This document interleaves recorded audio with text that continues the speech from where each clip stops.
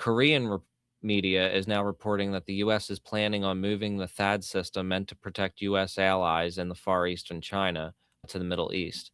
So they're now borrowing protective missiles from all their other allies, which Trump has said publicly now, which is not going to go well very long. One of the reasons why they ended the, as they call it, the 12-day war so quickly is because they were running out of these specific weapons. This is an article from last year, June, when that was all going down. And it said America is running out of THAAD ammunition for Israel. This type of ammunition, it can't be like made overnight. So that is going to be a limitation with how far they want to push this. They're going to project a lot of power and confidence in all these press conferences and stuff like that. And especially because that's how Trump does things. Behind the scenes, I'm sure they're flipping out. And that seems to be what the inside sources are leaking.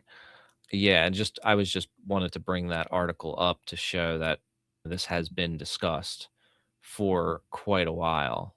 The other problem is that these Gulf states like Saudi Arabia and the United Arab Emirates, they are using up they're using up all of these missiles and the THAAD system.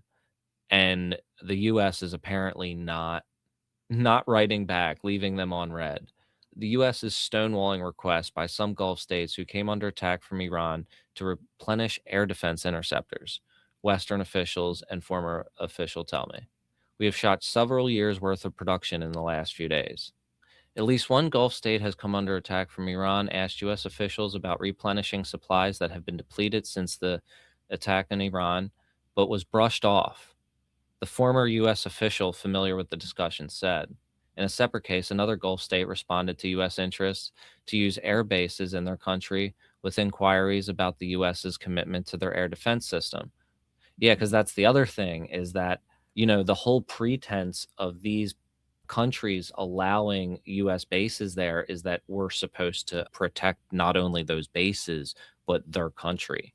And it seems that at least the Trump administration is not willing to do that.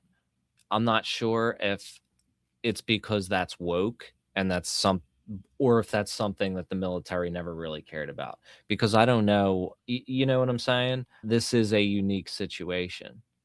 And in most cases, from what I remember, it seems that the US has always been way too excited to go to war for their allies, not the opposite.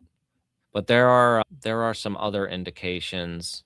Let's see. This was on Al Jazeera from somebody representing the Saudi government, and they said basically America has abandoned us and focused its defense systems on protecting Israel, leaving the Gulf states that host its military bases at the mercy of Iranian missiles and drones.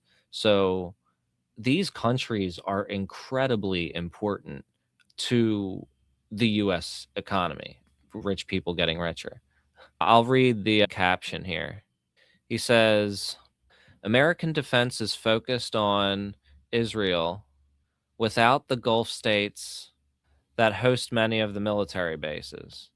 And there's no doubt in my assessment, or I believe, that there is, let's say, a kind of resentment from the Gulf toward the ally or the partner, if we describe it accurately, the American partner, who focuses on Israel's security and Israel's stability and Israel's population without concern for the defense needs of the Arab states, which are today being subjected to Iranian strikes. Yeah, that's because this is like partly a racist project. Let's say. And the other interesting thing is that even the members of Trump's administration are trying to like back away from this a little bit. JD Vance has said that he didn't agree with it, which is a very rare break from Trump. And Marco Rubio as well admitted that Israel forced the US into war with Iran. There absolutely was an imminent threat, and the imminent threat was that we knew that if Iran was attacked, and we believed that they were attacked, that they would immediately come after us, They were not going to sit there before we responded. I have the video. Let's pull the video up because he basically says, Why now? yeah, it was clear that if Iran came under attack by anyone, the United States or Israel or anyone, they were going to respond and respond against the United States. Is because Israel attacked them. The second question that's been asked is, why now? There's two reasons why now.